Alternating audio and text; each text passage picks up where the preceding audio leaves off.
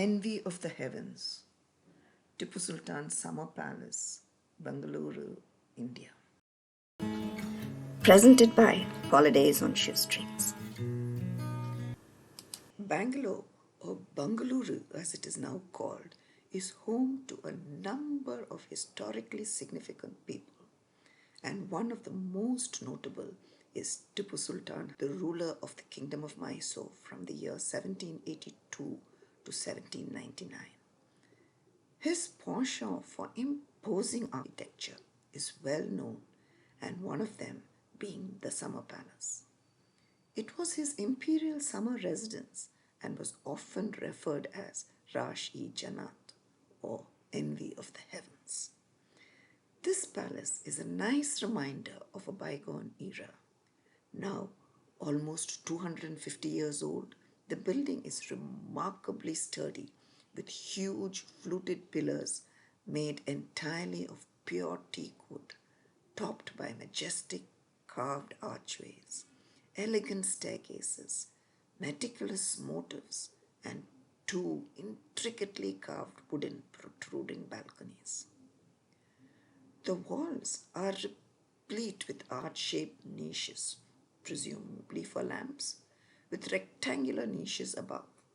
For books, the carvings and designs are beautiful. The pillars seem to be emerging from flowers, relics of an Islamic architectural style used by Tipu and his father Hyder Ali, who began construction of the palace, which was completed by his son in the year 1791. Built as a summer residence, and therefore you have open balconies and rooms with adequate ventilation. It is believed that Tipu Sultan used to conduct his darbar from eastern and western balconies of the upper floor. There are 4 small rooms in the corners of the first floor, which were for the ladies of the royal family, hence called Zanana quarters. Unfortunately, entry is barred to the upper floor for tourists. During its heydays, the palace had spectacular floral motifs adorning the walls, but they have gradually faded away. Nonetheless, the palace is a beautiful sight to behold, with its well-manicured lawns right in front of it.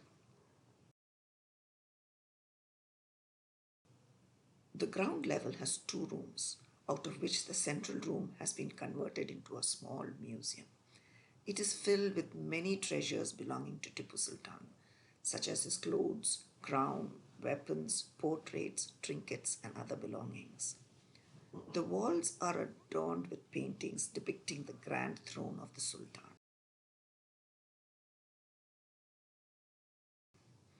The most impressive feature of the museum, however, is a replica of a Sultan's tiger.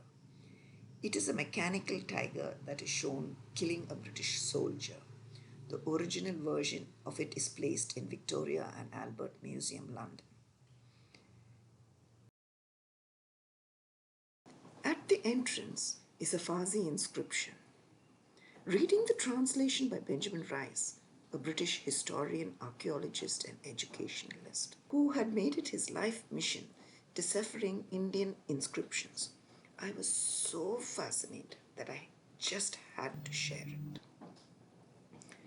As soon as the foundations of this palace was laid, its head was raised to heaven with joy.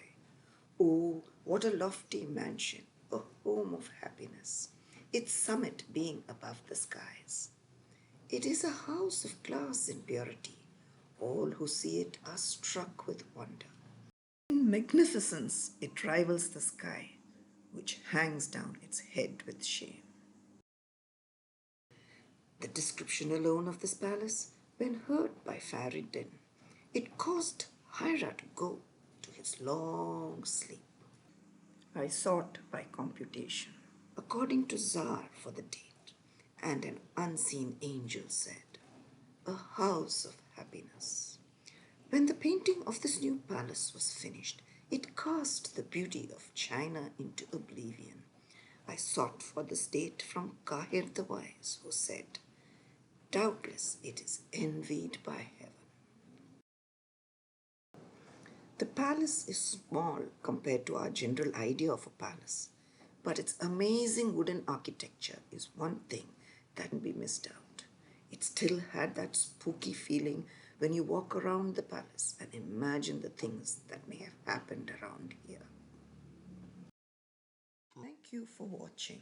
If you like this video, give it a thumbs up, subscribe, and tell your friends about it.